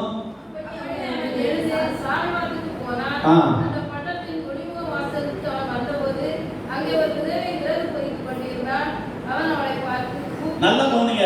ஆண்டவர் சொல்லிட்டாரு, அந்த வரவுக்காரு கொஞ்சம் கோபக்காரிதான். யாரு? யாரு? சாரிபாத் எப்படிப்பட்டவதான்? கொஞ்சம் கோபப்படுறவதான், எரிச்சப்படக்கூடியவதான், நிம்மதி இல்லாத வார்த்தை சொல்லக்கூடியவதான். ஆனா அவர்கிட்ட தான் ஒண்ணு அனுப்புத. நீங்க நேரே எழுதி அவ வீட்டுக்கு அவர்கிட்ட போ அப்படின்னு போய் அவர்கிட்ட போய் என்ன சொல்றாரு பாருங்க. இங்க ஏற்கனவே பஞ்சத்துல குடிக்கிறதுக்கு தான் தண்ணி இல்லாததுல தான் இங்க அனுப்பி வைக்கிறாரு, சார்பாத்துக்கு அனுப்பி வைக்கிறாரு. அவன்கிட்ட போய் நின்றுட்டு ஏமா குடிக்க கொஞ்சம் தண்ணி தானே அப்படி ஒரு மாறாக பார்த்தோன்னே தீர்க்கதரிசி, அந்த காலத்துல தீர்க்கதரிசி கேட்டா கொடுக்க எதையுமே என்ன செய்ய மாட்டாங்க, மாட்டேன்னு சொல்ல மாட்டாங்க. என் தனக்கு இல்லைனாலும் தீர்க்கதரிசி கொடுக்குற ஒரு எண்ணம் அந்த காலத்துல உண்டு. அந்த தகுதி அவர் கேட்ட உடனே அப்படி ஏறிட்டு பார்த்தா தீர்க்கதரிசியில அங்கே ஒரு 1-2 பேரை தான் பிறக்கதான் போறான். ஆனா அவ எலியா தீர்க்கதரிசி சொன்ன உடனே என்ன செய்யறா, அழகா குட்டி என்ன சொல்றாரு பாத்தீங்களா, விரல் பிறகிட்டு தண்ணி கொடுத்து வர பிறவிட்டா. அப்ப குடியக்காரர் ரொம்ப ரத்தோட இருக்காங்க. அப்ப போகும்போது என்ன வார்த்தை சொல்றாரு, என்னது விரல் பிறகிட்டு இருக்கா அப்ப சொல்றது. அதனால நீ விரல போய் பிறகிட்டு போய் அப்பத்தை சுத்தி எனக்கு கொண்டுட்டு வாங்க வந்தோடனே அவளுக்கு சுண்ணுன்னு கோபம் வருது. என்ன வந்துருது, அது வரைக்கும் தண்ணி கேட்கும்போது விடல, என்ன கேட்கும்போது தண்ணி கேட்கும்போது விடல, சாப்பாடு கேட்ட உடனே அடுத்தால என்ன பண்ணுறது பாருங்க.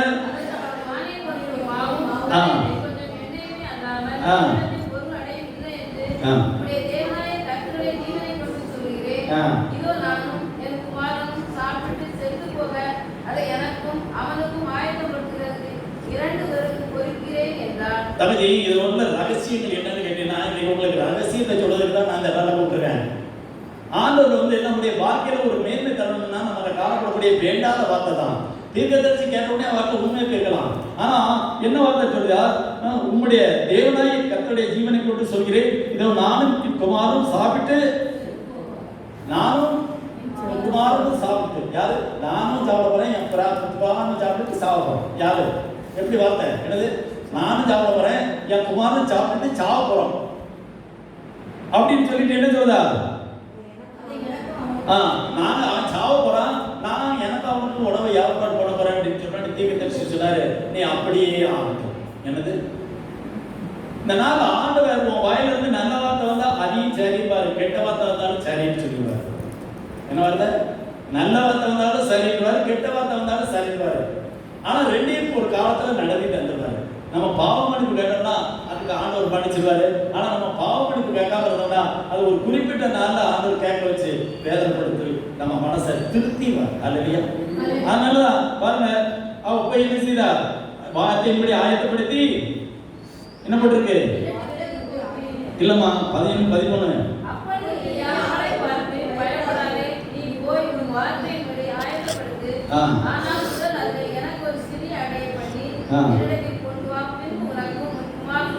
முதல்ல நீ சாப்பிட்டுட்டு நானும் சாப்பிட்டு என் பிள்ளை சாப்பிட்டு சொன்னா சரி அப்படியே ஆகட்டும், நீ முதல்ல எனக்கு ஒரு அடையை போட்டுப்பா அப்படின்னு சொல்லிட்டாரு. வர என்ன போட்டுருக்கு பாருங்க,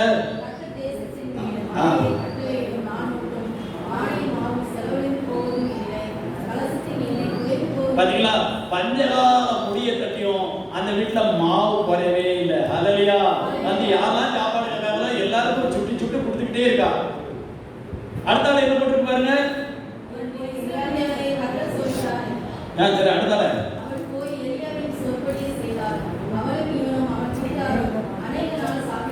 நல்லா கவனிங்க, அவள் போய் எலியாவின் சொற்படி செய்தால் அவளும் இவனும் அவர் வீட்டாரும் அநேக நாள் சாப்பிட்டார்கள்.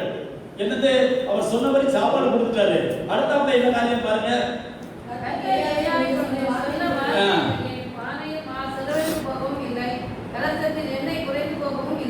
அப்போ ஆண்டவர் சொன்னபடி என்ன மாவு குறைஞ்சதா கொஞ்சம் கவனிங்க, குறையவே இல்லை. ஆனா அவ ஒரு வார்த்தை சொன்னால, நானும் சாப்பிட்டு என் பிள்ளை செத்துவோம்னு சொன்னால இல்லையா, அந்த காரியம் நடக்கணும்ல. அதுக்கு தான் அந்த அடுத்த வாசனம் வருது, என்ன பண்ணுவாங்க,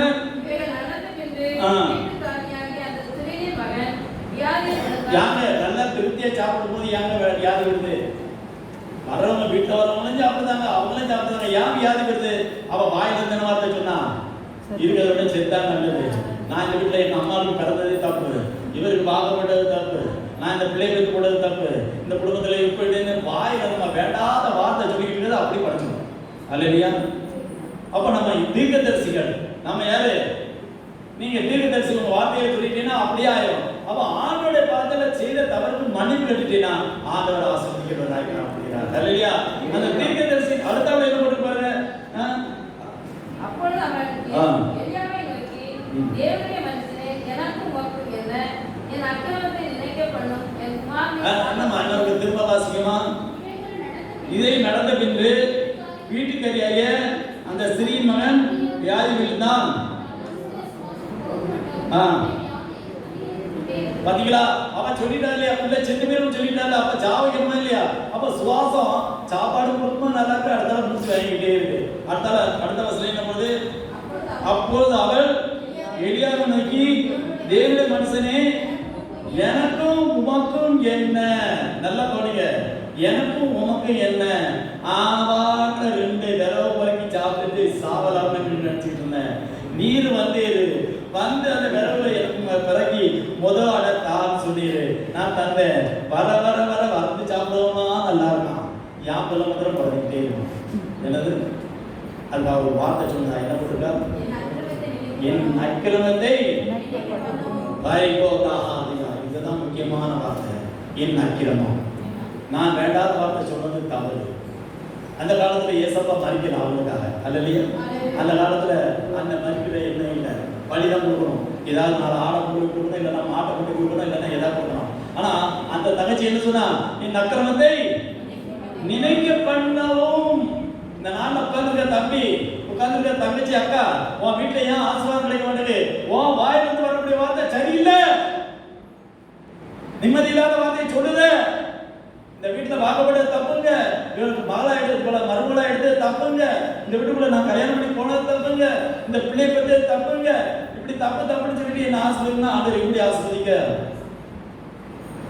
எங்க ஆண்டவர் இதுக்காக தான் இந்த இடத்துல கூட்டிட்டு வந்திருக்கிறாங்க. அல்லையா, பாருங்க, கடந்த நாட்கள் சபரி வீட்டுல நாங்க ஜோம் பண்ணிட்டு வந்தோம். கடந்த நாள் பாருங்க, ராஜநகரத்துல தான் நாங்க ஜோம் பண்ணிட்டு வந்தோம். பாருங்க, பெரிய சத்தத்தை கொண்டாந்து ஆண்டவர் காட்டி இன்னைக்கு கொண்டாந்து வச்சுட்டாங்க, இல்லைன்னா வரமாட்டாங்க. அல்லையா, எனக்கு நிறைய வேலை இருக்குங்களோ, எனக்கு கடையில மாப்பிள்ளை இல்லைன்னா கிடைக்குமா இல்லையா? ஆனா ஆண்டவர் இந்த சாட்சி இந்த இடத்துல சொல்ல காரணம் என்னன்னா, எல்லாத்தையும் நீங்களாக்கி வச்சுக்கிற தேவன் நம்மளோட இருக்கிறார். அல்லையா, அவன் இந்த இடத்துல ஆண்டவர் இந்த நாளில் எலிசா தீர்க்கதரிசி காலத்துல, அந்த காலத்துல அற்புதங்கள் நடத்துவதற்குனால அந்த தக்கச்சி தன்னுடைய தவறை உணர்ந்தார். ஏன்னா அவர் ஒரு ஆண்டோடைய பிள்ளை. யாரு அவருடைய ஆண்டவர் பிள்ளையா இருக்கிறனால ஆண்டவர் வந்து வீட்டுக்கு அனுப்புறாரு, இல்லைன்னா அனுப்ப மாட்டாரு. அல்லையா, நீ நல்லவரா இருக்கிறதா ஆண்டவர் கூட்டிட்டு வந்திருக்காரு. அப்ப இந்த நாள் நீ மனம் திருப்பிட்டா உன் கணவரையும் ஆசீர்வதிப்பாரு, உன் பிள்ளைகளையும் ஆசீர்வதிப்பாரு, உன் குடும்பத்தையும் ஆசீர்வதிப்பாரு. கடந்த நாள்ல நாங்க என் மனைவி சொன்னாங்க, நாங்க திருவாரூர் ஒரு வீட்டுக்கு போனோம்னு சொல்லி, ஆரம்பத்துல கணவன் மனைவி சண்டை, பத்தமடையில சாட்சி தான் சொல்றாரு. கணவன் மனைவி சண்டை வந்து வேற ஒண்ணும் இல்லை, அவர் ஒரு பெண்ணை வந்து வச்சுக்கிட்டாரு. அந்த பெண்ணை வச்சுக்கிட்டதுனால அந்த டீச்சர் கூப்பிட்டு அவர் 2 பேருமே வார்த்தையாரு. அதனால நீ வேண்டாம் போ அப்படின்னு சொல்லி கிடைக்கிட்டாரு. 4 ஆம்பளை பையன் 2 பொட்டை பிள்ளைகள், 6 பிள்ளைகள். கணவன் வேண்டாம்னு சொல்லி வேலையா வந்துட்டாங்க. ஆனா ஒரு பையன் கல்யாணம் முடிஞ்சது, 2வது பையனுக்கு கல்யாணம் வரும்போது தான் நாங்கள் வீட்டுக்கு திரும்ப போகிற ஒரு காலம் வந்தது. அப்போ அந்த சகோதரி சொன்னாங்க, ஐயா, என் பையனுக்கு ரயில்வேல நல்ல வேலைக்கு போயிருக்கான், அவனுக்கு கல்யாணம் பார்க்கறது பொண்ணு பார்க்கறதுக்கு வராங்க. ஆனா பொண்ணு பார்க்க வரவங்க உங்க அப்பா என்னன்னு கேட்டா நான் என்ன செய்யும் அப்படின்னாங்க. அப்ப நான் சொன்னேன், டீச்சர் உங்க மாப்பிள்ளையோட எத்தனை வருஷமா பேசாம இருக்கீங்கன்னு கேட்டேன். 28 வருஷமா ஆச்சு நாங்க 2 பேரும் பேசி அப்படின்னாங்க. ஆனா அவரே எனக்கு ஃபோன் பண்ணி, ஐயா என் புருஷன் கொண்டாடிக்குள்ள நாங்க சண்டை இருக்கோம், நீங்க தான் சேர்த்து வைக்கணும், வேற என் வீட்டுக்காரர் யாரும் பேச முடியாது, அதனால நீங்க எப்படியாவது நான் சொல்லாம நீங்க எங்களை சேர்த்து வச்சிருக்கீங்க அப்படின்னு சொன்னாங்க. நான் டீச்சர்கிட்ட போய் பேசிக்கிட்டு சொன்னேன், டீச்சர் நல்ல வசதியான வீட்டுல இருந்து பொண்ணு வருது, நல்ல ஒரு 20 லட்சம் ரூபாய்க்கு சொத்து வருது, நீங்க கவலைப்படாம நீங்க கல்யாணம் பண்ணீங்க. ஆனா ஒரே ஒரு காரியம், அப்பா என்னன்னு கேட்டா, அப்பா இப்படி இருக்கான்னு சொன்னா பொண்ணு இல்ல மாட்டாங்க, பொண்ணு தர மாட்டாங்க. அப்பா இப்படி கொண்டாந்துன்னா பையனுக்கு இப்படி கொண்டாந்து சொல்லுவாங்க. ஒண்ணு செய்யுங்க, சாரை கூட்டிட்டு வாங்க, வீட்டுல உட்கார வைங்க. என்ன செய்யுங்க, நீங்க ஒண்ணுமே செய்ய வேண்டாம், அவர் மட்டும் ஒரு ஓரத்துல இருக்கட்டும், நீங்க 2 பேரும் சேர்ந்து வாழ மாதிரி இருக்கட்டும், நீங்க கூப்பிடுங்க டீச்சர் அப்படின்னு. அப்படியா அப்படின்னா அதை கூட்டிட்டு வந்தாங்க. ஆண்டவருக்கு போயினா பையனை கல்யாணம் முடிஞ்சது. ஹல்லேலூயா. அதே மாதிரி 2-3 பையங்களுக்கு நல்லா கல்யாணம் முடிஞ்சது. ஆண்டோடைய கிருபையினால் அன்னையில இருந்து கல்யாணம் பண்ணி சேர்ந்துட்டாங்க. ஹல்லேலூயா. அந்த நாள்ல இருந்து அந்த வீட்டுக்கு நான் ஜோம் பண்ண போறேன். நான் பையன் எல்லாரையும் அந்த நல்ல வசதியா நல்ல எல்லாருக்கும் நல்ல வேலையை அரசாங்கம் வேலை கொடுத்திருந்தாரு. அந்த சகோதரனுக்கும் சில பிரச்சனைகள் இருந்தது. விசுவாசத்தோடு ஜோம் பண்ணேன். ஆண்டவர் கிருபையா பாளையங்கோட்டையில ஒரு வீடு வாங்கினாங்க. அடுத்தாப்புல 2வது வீடு வரும்போது, அண்ணே நான் வீடு வாங்க போறேன், நீங்க எனக்கு ஜோம் வருவீங்களான்னாங்க. ஆனா கொரோனா காலத்துல நான் போக முடியாதனால அந்த வீட்டுக்கு நான் போக முடியல. விசுவாசத்தோட ஜெபம் பண்ணோம். ஆண்டவர் வீட கட்டி 3 வருஷம் கழிச்சு மீட்டிங் நடத்த கிருபை செய்தாங்க. அல்லேலூயா. எதற்காக நான் சொல்றேன்னா, கடந்த 2 மாசத்துக்கு முன்னால தான் அவங்க அப்பா இறந்து போயிட்டாங்க. எதுக்காக நான் சொல்லியிருந்துச்சுன்னா, ஆண்டவர் அந்த நாள்ல 32 வருஷம் கணவன் மனைவி பேசல, ஆனா அந்த வீட்டுக்குள்ள கொண்டு போய் எனக்கு எதுக்கு ஒரு கிருபை கொடுத்தார். அல்லேலூயா. எதுக்காக நான் சொல்லியிருந்தா, இந்த நாள் ஆண்டவர் அவத்தை என்ன போட்டிருக்கு, என் அக்கிரமத்தை நினைக்க பண்ணுவோம். அப்போ உன் வீட்டுல ஏன் இந்த சண்டை, உன் வீட்டுல ஏன் இந்த கோளாறு, நீ என்னமோ வேண்டாத வார்த்தை பேசிக்க, என்ன வார்த்தை உனக்கு தான் தெரியும். இதெல்லாம் ஒரு வார்த்தையா, சீப்போ அப்படின்னு மாமியால வார்த்தை சொன்னா என்ன ஆகும், மாமா மதிப்பாளா என்ன வார்த்தை சீப்போ அப்படின்னு மாமியால சொல்லிட்டான்னு வச்சுக்கோ, இந்த ஒரு வார்த்தையை போதும் ஆயுசு பூரா சொல்லுது. என்ன பார்த்து சீன்னு சொல்லிட்டால, என் மகனை நான் எவ்வளவு கஷ்டப்பட்டு வளர்ந்து இந்த வழிக்கு கொடுத்துருக்கேன் அப்படின்னு என்ன செஞ்சிருவாங்க. இதே மாதிரி ஏதாவது ஒரு வார்த்தை பேசுனதுனால நம்முடைய வாழ்க்கையில குளறுபாடு இருக்குமானா ஆண்டவர்கிட்ட நீங்க கேளுங்க. ஆண்டவர் இந்த வார்த்தை பேசுறதுனாலதான் இங்க போறாரு, இன்னைக்கு அதை நான் மன்னிப்பேன்னு ஆண்டவர் சொல்லிக்கிறாரு. அல்லேலூயா, அல்லேலூயா, அல்லேலூயா. அந்த சகோதரி என்னச்சுன்னா அழகா சொன்னாரு, என் அக்கிரமத்தை நினைக்க பண்ணுவோம். நீங்க ஒரு நிமிஷம் யோசனை பண்ணி பாருங்க, ஏன் உங்களுக்கு இந்த நஷ்டம், ஏன் இந்த போராட்டம், ஏன் இந்த கவலை, நீங்க பண்ண வேலையில ஏதோ ஒரு காரியத்துல நஷ்டத்தை உண்டாகக்கூடிய வார்த்தையை நீங்க பேசுறீங்க.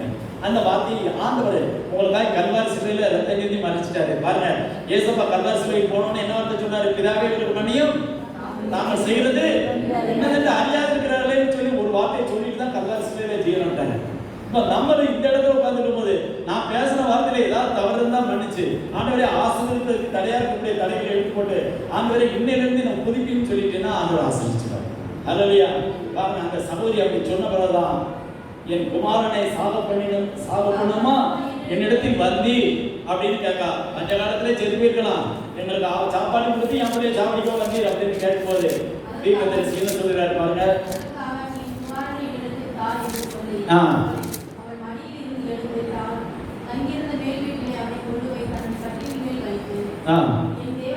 என் தேவனாய் கர்த்தாவே, நான் கையிலுக்கு இடம் கொடுத்த இந்த விதவையின் மகளை சாக பண்ணியதனால் அவளுக்கு துக்கத்தை வருவித்தீரோ என்று கர்த்தரை நோக்கி கூப்பிட்டான். அல்லேலூயா. நீங்க உங்க தவற உணர்ந்தீங்கன்னா ஆண்டவருடைய தவறை மன்னிச்சு உங்களுக்கு ஆசீர்வாதத்தை தர இறங்கி நிற்கிறார். அல்லேலூயா. எலியா தீர்க்கதரிசி அந்த சகோதரிய பிள்ளைக்காக ஜெபம் பண்ணும்போது 22 வசனத்தை பாருங்க. 22 கர்த்தர் எலியாவின் சத்தத்தை கேட்டார். இதனால உன் சத்தத்தை கேட்ட கர்த்தர் இறங்கி நிற்கிறார். யார் சத்தத்தை? யார் சத்தத்தை? உன் சத்தத்தை கேட்டு நீ எந்த பிரச்சனையில இருக்கியோ, என்ன பாரத்தில் இருக்கியோ, என்ன கவலையில் இருக்கியோ, எல்லாவற்றையும் மாற்ற கர்த்தர் இந்த நேரத்தில் இறங்கி இருக்கிறவராய் காணப்படுகிறார். இதைதான் ஏசாயா தீர்க்கதரிசி அழகா சொல்கிறார். என்ன வார்த்தை சொல்கிறார்? நான் அவர்கள் நடந்து திரும்ப அவர்களுடைய நான் அவர்களை பார்த்து அவர்களை குணமாக்குவேன். அப்போ அந்த சகோதரி ஆண்டோட்ட தன்னுடைய தவற உடனே கேட்ட உடனே ஆண்டோர் பிள்ளை உயிரோடு இருக்கிறாரா இல்லையா? அந்த சகோதரி கேட்காம பயா பயா நீ இருந்தது எங்களுக்கு போதுங்கயா, பயா என் பிள்ளை செத்து போட்ட பயா அப்படின்னு சொல்லியிருந்தானா என்ன ஆகும்? நம்முடைய தவறை உணர்ந்தா யோசித்து பார்த்தா நம்ம அவர் ஆரம்பத்தில் பார்க்கும்போது ஏதாவது சொன்னோமோ, ஆமா ஆமா சொன்னோம், நானும் என் பிள்ளை சாப்பிட்றோம் நீ வந்து கேட்க வந்திருக்கிறேன்னு சொன்னோம், அது தவறு என்பது உணர்ந்தா. அதுமாதிரி நீங்க உங்க கணவத்தை என்ன வார்த்தை தவறான வார்த்தை பேசுனீங்களோ அதை நீங்க உணரணும். யார் உணரணும்? யாரு? நான் ஒன்றும் பேசல, அவர் தான் பேசிக்கிட்டு தான் சொல்றாரு. 2 பேருமே பேசியிருக்கீங்க. அந்த வார்த்தை என்னன்னு உங்களுக்கு தான் தெரியும். அதான் ஆண்டவர் அழகா சொல்லிட்டாரு பாருங்க, தூரமாயிருக்கிறவர்களுக்கும் சமீபமாயிருக்கும் சமாதானம் சமாதானம் என்று கூட. யாரு கேட்டீங்கன்னா போடுறது சண்டை போட்டு ஆறு ஒரு பக்கம் இருப்பீங்கன்னு சொல்லுங்களேன். அவன் ஒரு பக்கம் இருக்கும்போது அவங்ககிட்ட இவன் பேச முடியாது, இவன் பேச முடியாது, இவன் கோபத்தில் இருக்கணும் அவன் நினைச்சுக்கிறாரு, அவன் கோபத்தில் இருக்கணும் இவன் நினைச்சுக்கிறாரு. ஆனா 2 மனசுல இன்னும் இருக்கும் ஒரு பாசம் இருக்கும். அப்ப நம்ம ஆண்டோட பாதத்தில் ஒருமனப்பட்டு ஜெபம் பண்ணி சமாதானம், ஆண்டவரே நான் என் மாப்பிள்ளை பேசுற வார்த்தை தப்பு மன்னியும், அவர் யாருமே நான் பேசுற வார்த்தை மன்னியும் அப்படின்னு 2 பேரும் ஒருமனப்படும் பொழுது என்ன போட்டிருக்கு? உதடுகளின் பலனை சிருஷ்டிக்கிறார். என்ன உதடுகளின் பலன்? ஆண்டவரே நாங்க பேசுற தப்பு இந்த குமாரனா இயேசு கிறிஸ்துவின் ரத்தத்தால என்ன கழுவி சுத்திரியும், இன்னையிலிருந்து என் வாழ்க்கையில ஒரு பெரிய மாறுதலை தாராண்டவரே, எனக்கு கடவுளுக்குள்ள பிரச்சனைகளை இன்னைக்கு நீ மாற்றி தாராண்டவரே.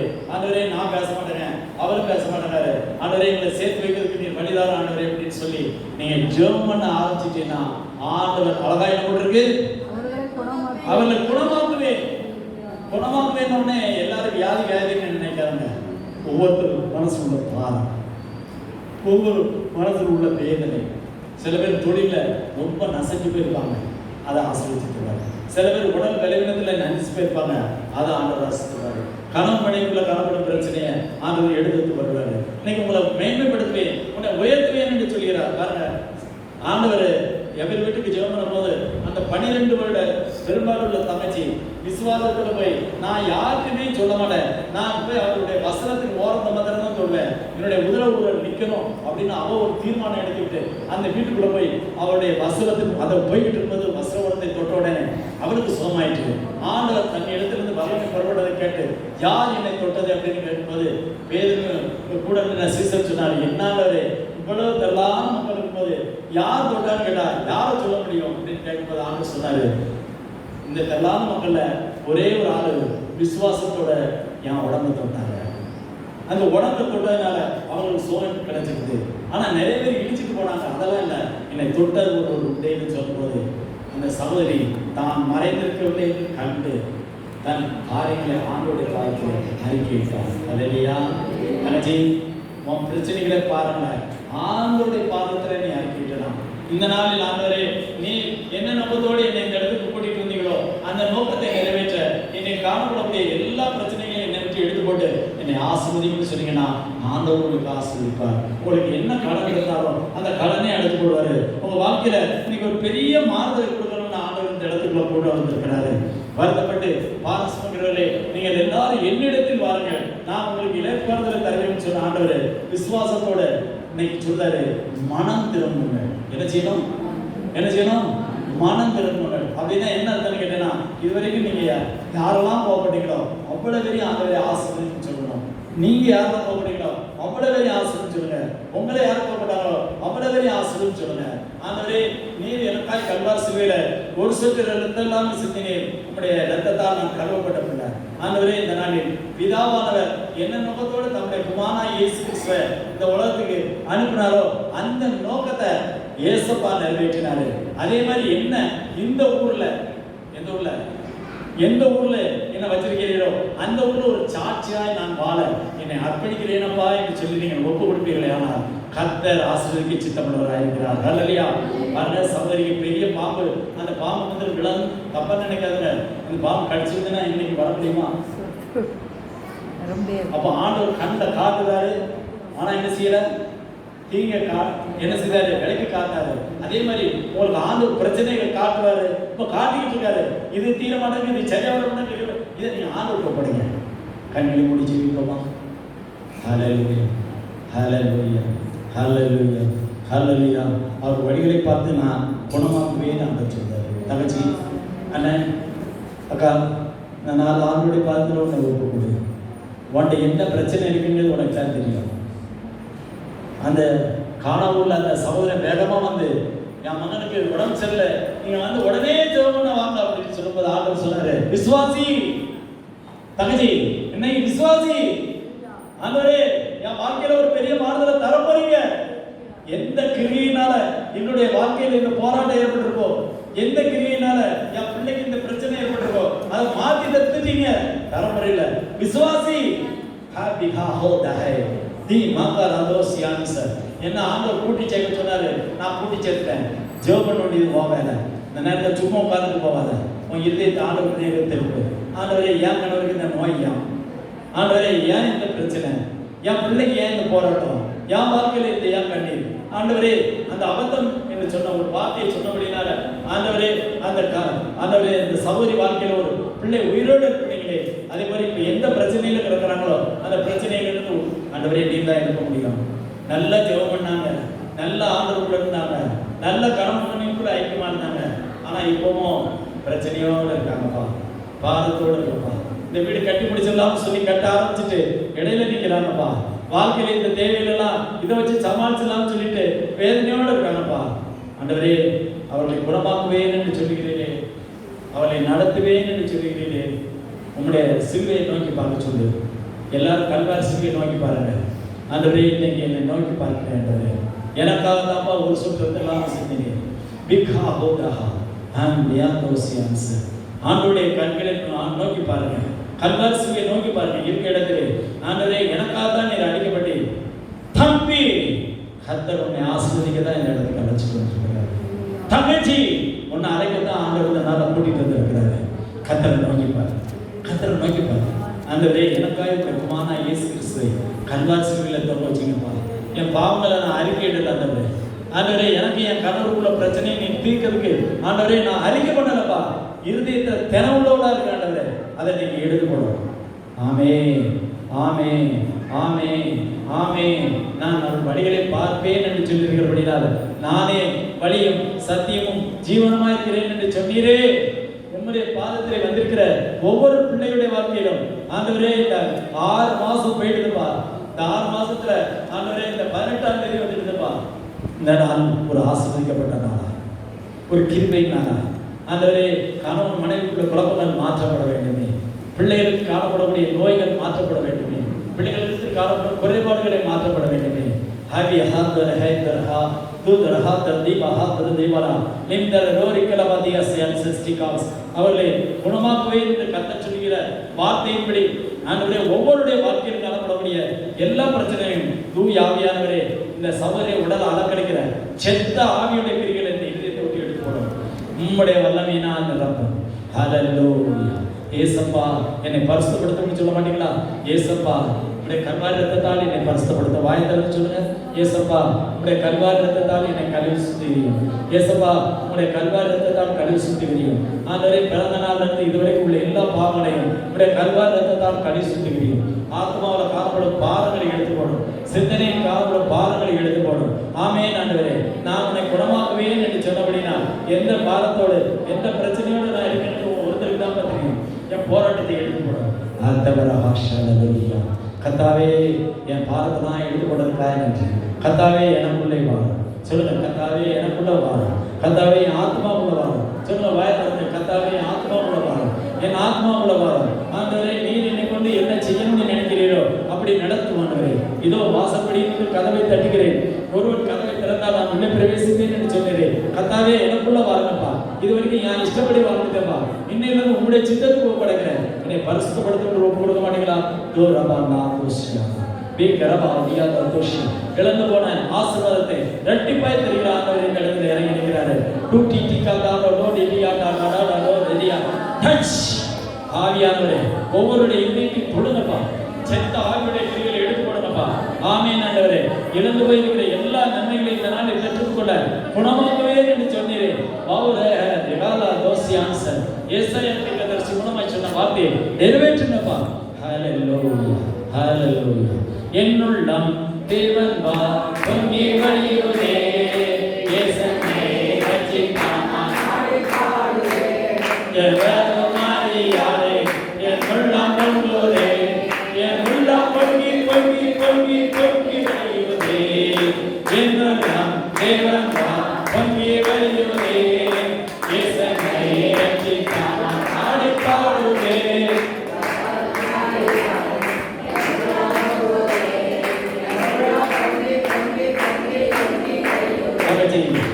சாரி பார்த்து விதவை மகனை உயிரோடு எடுக்க கொடுத்த தேவன் நம்ம கீழே இருக்கிறார். எலியா தீர்க்கதரிசி மூலமா சாரி பார்த்து மகளை உயிரோடு இருக்கிற தேவன் நம்ம கீழே இருக்கிறார். இயேசுவிடத்துல காணாவுள்ள வந்து விசுவாசத்தோடு அந்த சகோதரன், என் மகன் செத்து போயிட்டான், நீ வந்து ஜோமனுக்கும் போது நீ போகலாம் விசுவாசத்தோட பிழைப்பான்னு சொன்ன நேரத்துல பிழைக்க வச்ச தேவன் இந்த இடத்துல இருக்கிறாரு. உன் வாழ்க்கையில காணப்படும் பிரச்சனைகள் எல்லாம் நீங்க மாற்றி தரப்படுறாரு. நானே என் கணவன் ஆண்டவர் உன் அக்கிரமத்தின் கட்டுக்களை அவிழ்க்கிறதும் நுகத்திரிப்பிடைகளை நெகிழ்வதும் நெருக்கப்பட்டிருக்கிறவருடைய விடுதலை அவிடுகிறதும் சகல நுகத்தடிகளையும் உடைத்து போடுகிறதும் ஆகியிருக்கிற ஆண்டவர் இந்த நாள் உன் பக்கத்தில் வந்து இருக்கிறாரு. உனக்கு எல்லா நுகத்தடியும் உடைச்சு போடப்படுறாரு. நீ எந்த பிரச்சனையில இருக்கியோ ஆமென், அப்பொழுது விடிய கால விடுப்பை போல உன் வெளிச்சம் எழுப்பி நீ உன் சுகவாழ்வு சீக்கிரம் துளிர்க்கும் என்று சொன்னபடி இன்னைக்கு நீ நினைக்கும் போது நினைக்கிறதுக்கு மேலான ஆசீர்வாதம் உன் பிள்ளைகளுக்கு தரப்படுறாரு, உன் கணவனுக்கு தரப்படுறாரு. சுகவாழ்வு துளிர்க்கும் வேலையை இன்னைக்கு போட்டிருக்கேன். வேற என்ன இல்லை. ஆண்டவரே, ஏசப்பா நீ எனக்குள்ள வாருன்னு சொல்லியிருக்கீங்க, எனக்குள்ள வாருன்னு சொல்லியிருக்கீங்க. இன்னைக்கு ஒப்பு கொடுத்துருக்கிறபடினா உங்களுக்குள்ள சுகவாழ்வு துளிர்க்க போகுது. நீ இருக்கிறத விட 1000 மடங்கு ஆசீர்வதிக்கப்பட போகிறாய். நீ எந்த கடன் இருக்கோ அந்த கடன்லாம் அடைக்க போற. ஆனா பிள்ளைகளை எப்படி நடத்தணும்னு நினைக்கிறீங்க அப்படி நடத்த போற வாழ்க்கையில என்ன ஆசீர்வாதம் கொடுக்கணும்னு நினைக்கிறாரு. நீ ஆண்டவரை நோக்கி பார்த்து, ஏசப்பா இன்னைக்கு என் வாழ்க்கையில ஒரு மாறுதலை தந்தைக்காய் நன்றி சொல்ல மாட்டீங்களா? யாரெல்லாம் இன்னைக்கு ஆண்டவரே என் வாழ்க்கையில ஒரு மாறுதல் தான் சொல்லுங்க. கைவசத்தி ஆண்டவரே இன்னைக்கு என் வாழ்க்கையில ஒரு மாறுதல் நன்றி ஆண்டவரே. விசுவாசங்களுக்கு எல்லாம் கூடும் என்று சொல்லப்படி ஆமென் ஆண்டவரே. ஹல்லேலூயா. ரிவலவாதியா தோஷர யாரெல்லாம் நம்முடைய இதயத்தை ஆண்டவர்களே உமக்கு நேராக வச்சிருக்காங்களோ அவருடைய வேத வசனத்தின்படி நடந்து ஒப்புக்கொடுக்கிறேன் ஆண்டவரே. இதோ வாசற்படியில் நின்று ஒருவருடைய கதவை தட்டுகிறேன். ஒருவனின் சத்தத்தை கேட்டு கதவு திறந்தால் நான் உள்ளே பிரவேசிப்பேன்னு சொன்னீங்கப்பா. அதே மாதிரி இந்த நாளில் எல்லா பிள்ளைகளும் உங்களுடைய பாதுகாப்படுத்திருக்காங்கப்பா. அவன் வீட்டு நடப்படி ஏறும்போது இதுவரை இல்லாத ஒரு ஆசீர்வாதத்தை சுவாவாக தூக்க வச்சு அன்றே கர்த்தரை என்னை மேம்படுத்தினார் என்று சொல்லி சாட்சி சொல்ல கிருபை அப்படி செய்வதற்காக நன்றி. மீதியான நேரங்களை உங்களுடைய கையில் ஒப்படைக்கிறேன். பொறுப்படுத்திக் கொள்ளும் என்ற இயேசுவின் நாமத்தினால் வேண்டிக் கொள்கிறேன் பிதாவே. என் ஆத்மாவே கர்த்தரை ஸ்தோத்திரி, நாமத்தை ஸ்தோத்திரி. என் ஆத்மாவே கர்த்தரை ஸ்தோத்திரி, அவர் செய்த சகலவாரங்களை மறவாதே. நன்றி ஆண்டவரே. உடைய அநாதி தீர்மானத்தின்படி அப்பிரயோஜனமான என்னை கொண்டு நீ கொடுத்த வார்த்தைகளை பெற்றுக்கொண்டு ஒவ்வொருத்தரும் போறாங்கப்பா. அவர்களை குணமாக்கி அடுத்தால நாங்கள் சந்திக்கும் போது கர்த்தர் எனக்கு இந்த ஆசீர்வாதத்தை தந்தாருன்னு சொல்லி நாங்கள் ஒருவரோடு பேசிக்கொண்டு கிருபை செய்யும். துதி கனமை எல்லாம் பேசிக்கிறோம். இன்ப இயேசுவின் நாமத்தினால் வேண்டிக் கொள்கிறோம் பிதாவே. எல்லாருக்கும் வாழ்த்துக்கள். உங்களுக்கு